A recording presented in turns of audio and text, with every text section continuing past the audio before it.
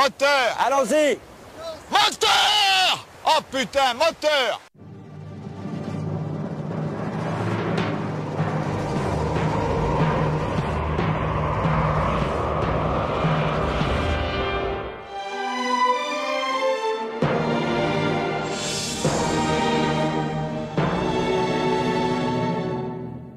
Chers amis, chers auditeurs, bonjour ou bonsoir, bienvenue sur les ondes du Terre-Terre Lorrain, bienvenue sur les ondes de Radio Lorraine Enragée. Un petit son aujourd'hui, un petit son exceptionnel, il faut le dire, un petit peu impromptu, puisque, vous le savez, nous sommes attachés au combat culturel sur nos ondes, et en ce moment, quelle polémique, que ne dit-on pas à propos de ce fameux film Vaincre ou mourir qui vient de sortir. Allez, on va essayer en quelques minutes, puisqu'on va pas s'étendre non plus sur le sujet, mais c'est vraiment un cas assez intéressant ce film, qui montre à quel point un camp ou un autre peut faire preuve d'hystérie, et à quel point finalement le combat culturel aujourd'hui est voué à l'échec quoi qu'il arrive, puisque de toute façon, il n'y a que l'hystérie qui gagne, et on voit bien que l'objet cinématographique aujourd'hui est totalement passé à l'as. Pourquoi je dis ça ? Bon, revenons vite fait sur le film. La Convention nationale a décrété la levée de 300 000 hommes pour combattre à la frontière de l'Est. La guerre ! Non ! La guerre ! Mon frère, vous ne pouvez pas les ignorer. Parce qu'ils ont besoin d'un chef. Un chef qui connaît l'art de la guerre. À mort ! Après avoir incendié toute la Vendée, voilà qu'elle nous incendie à son tour. Alors Vaincre ou mourir, c'est un film qui faisait déjà parler de lui avant même sa sortie. On pensait d'ailleurs que le film ne sortirait pas, en tout cas c'est ce que j'avais lu. On pensait que ce film allait suivre le chemin qu'avait pris le projet bien foireux de certains youtubeurs droitards qui avaient promis un superbe film qu'ils allaient réaliser en un an, une sorte de Braveheart de droite. Comme souvent dans ce genre d'entreprise, ça ne peut que se terminer un petit peu comme ça a commencé, à savoir en eau de boudin, puisque le cinéma c'est comme n'importe quelle industrie, et ça doit être réalisé par des professionnels, et n'importe quelle personne qui s'est un petit peu intéressée à ce sujet de près ou de loin sait au moins qu'on ne peut pas réaliser un film en un an d'un simple coup de baguette magique. Mais c'est pas le cas pour Vaincre ou mourir. Alors, Vaincre ou mourir, c'est un film réalisé par Paul Mignot et Vincent Mattez, il est sorti tout récemment, là, mercredi dernier. Nous enregistrons, je tiens à le préciser, le 30 janvier. Et donc, en l'occurrence, j'ai vu le film, sinon je ne me permettrai pas de le critiquer. Alors, Vaincre ou mourir, c'est d'abord avant tout une histoire française. C'est l'histoire d'Athanase Charette, grand général vendéen qui a tenu tête aux Républicains. Grande épopée, grande histoire, grand personnage, donc évidemment ça envoie, c'est un personnage qui méritait un film, peut-être même plusieurs, peut-être même une série. Est-ce que d'ailleurs ne faudrait-il pas mettre en série tous ces généraux et toute cette épopée, ça pourrait être intéressant. En tout cas, allons à l'essentiel. Puisque le film a d'ores et déjà été taillé par la critique de gauche et encensé par la critique de droite, pour faire simple, essayons de garder tête froide et essayons d'être un petit peu honnêtes intellectuellement. Et j'espère que c'est encore possible dans ce pays, c'est très difficile, on est d'accord. Alors, est-ce que c'est un grand film ? Est-ce que c'est un chef-d'œuvre, comme certains nous l'ont dit ? Ou au contraire, est-ce que c'est une bouse infâme ? Est-ce que c'est un ratage total ? Est-ce que c'est une manipulation de l'histoire, comme nous l'ont expliqué nos chers amis de Libération ? Eh bien, c'est un peu plus complexe que ça, vous l'aurez bien compris. Alors, si on analyse l'objet filmique en tant que tel, si on regarde le film, ce n'est pas un grand film, loin de là, c'est un coup d'essai. Voilà, c'est le meilleur qualificatif qu'on peut lui trouver, c'est un coup d'essai. Parce que, en tout cas, c'est l'impression que ça m'a donné une fois que la lumière se rallumait. Je pense que c'est un film qui n'arrive pas à définir ce qu'il est, d'emblée. Est-ce qu'on a affaire à un documentaire ? Est-ce qu'on a affaire à une fiction ? Bon, c'est un film qui, en plus, bénéficie d'un budget assez réduit, faut le dire, 5-6 millions d'euros, me semble-t-il. Très bon budget pour faire un documentaire, budget assez serré pour faire un film. Pas impossible, la preuve, ils l'ont fait, mais budget assez serré. Je pense que c'est le gros problème de ce film, c'est que c'est un film qui ne sait pas vraiment ce qu'il est. C'est un espèce d'objet hybride entre le documentaire, d'ailleurs c'était comme ça que devait être réalisé le film, me semble-t-il. Ça devait être un documentaire et finalement c'est devenu au fur et à mesure des prises de vue un film.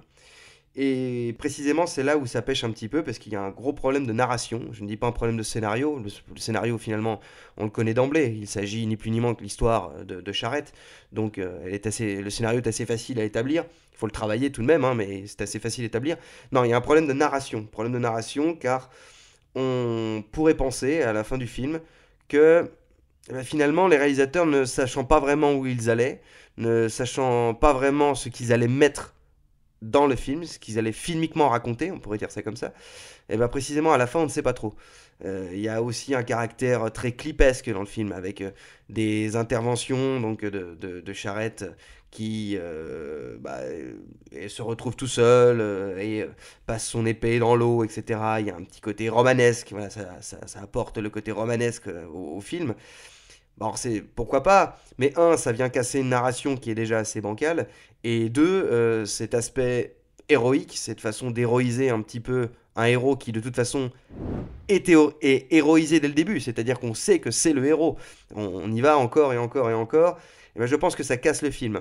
Ça casse le film, ça brise la narration, et je pense que c'est certainement ça le plus gros problème, ça empêche de s'attacher au personnage. Alors à la fin du film, il va de soi que tout le monde a une petite idée de la fin, puisqu'on connaît l'histoire des Vendéens, Charrette se fait exécuter, on a forcément une petite émotion, on a forcément quelque chose, on ressent quelque chose pour ce grand héros qu'il était, ça c'est une évidence. Mais le problème du film, et le problème c'est celui-là, c'est le problème de la narration de ce film, le problème il est qu'on n'arrive pas suffisamment à s'attacher à ce personnage. Pourquoi ? Parce qu'on veut aller trop vite, parce qu'on l'héroïse trop vite, et que d'emblée, on sait qu'il n'y a pas d'enjeu vis-à-vis de ce personnage. Il y a des enjeux en tant que tel, d'accord, dans l'histoire, puisqu'on le sait qu'il va mourir. On le sait déjà à la fin. Je parle de ça puisqu'on l'a un petit peu trop vite d'ailleurs, je pense, comparé à Braveheart. Braveheart, déjà, ce ne sont pas les mêmes moyens, ce ne sont pas les mêmes réalisateurs. Hein. Je pense que la comparaison devait être très limitée par rapport à tout ça. En tout cas, elle se limitait au fait que William Wallace était le héros.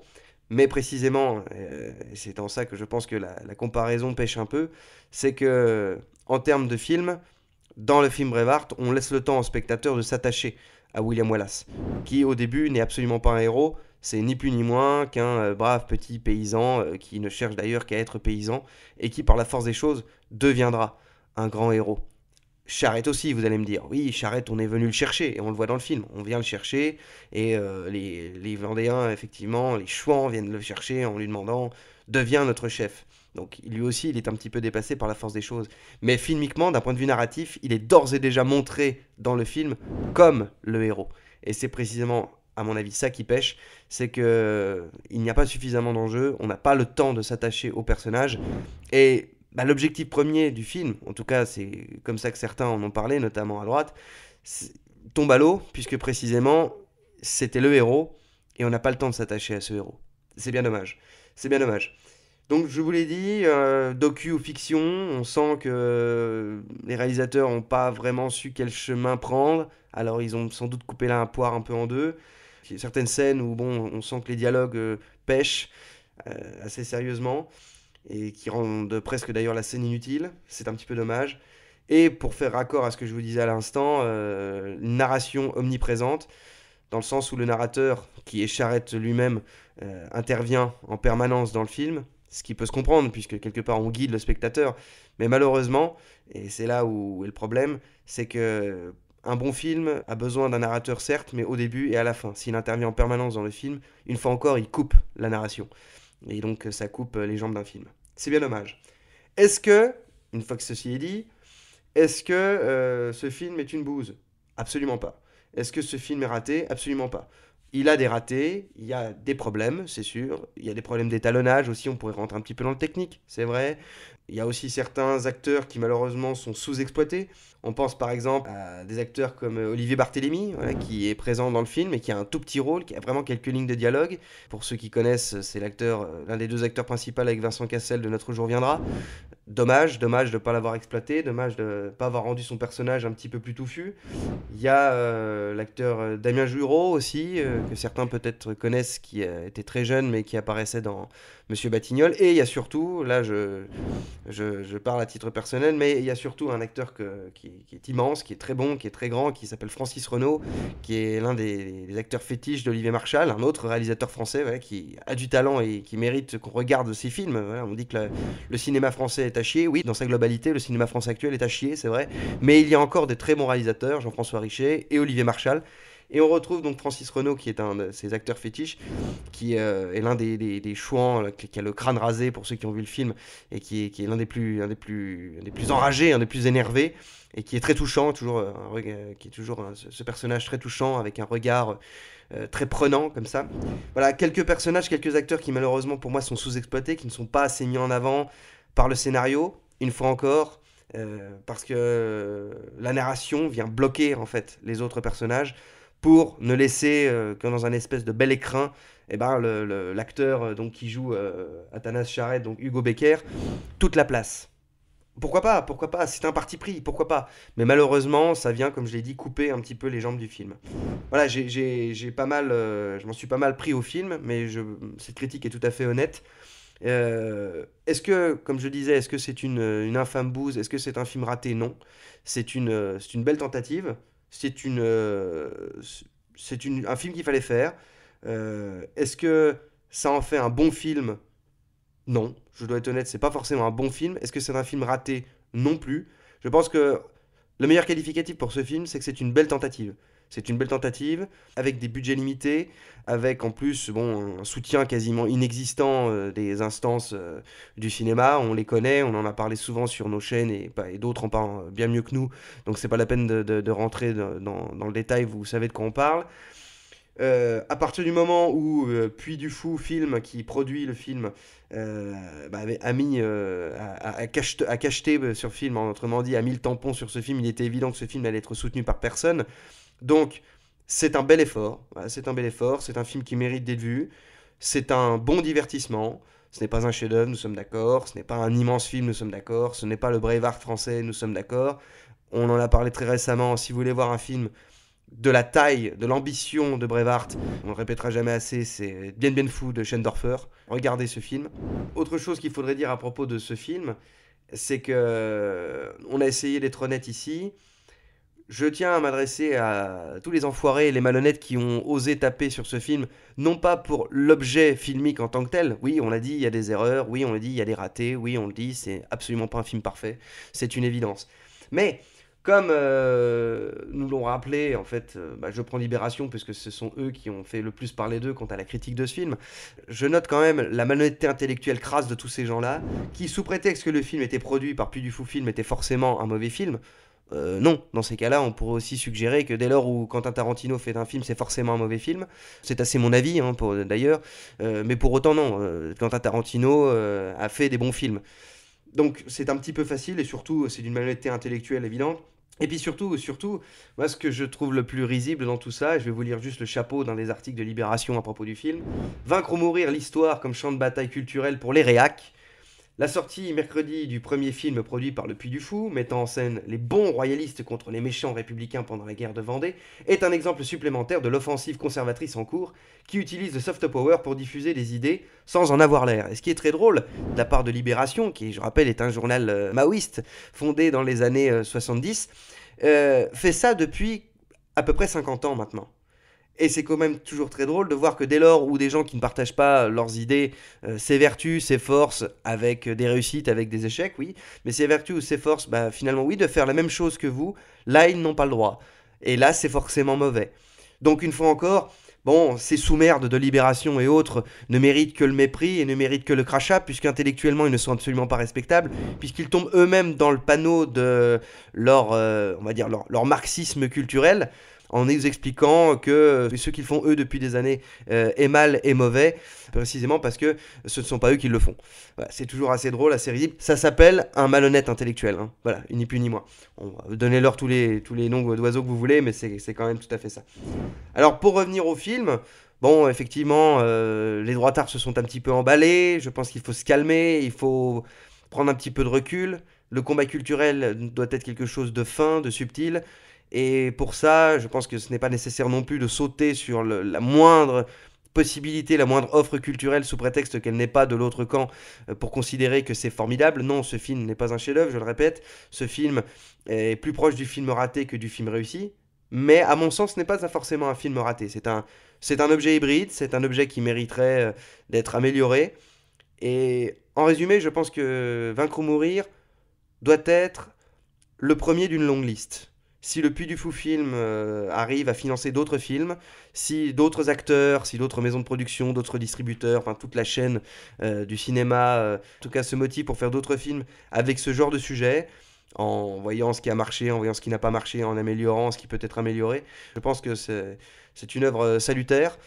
Donc arrêtons de sauter immédiatement comme des cabris sur des choses qui pourraient nous plaire, sous prétexte que c'est estampillé de nos idées, entre guillemets.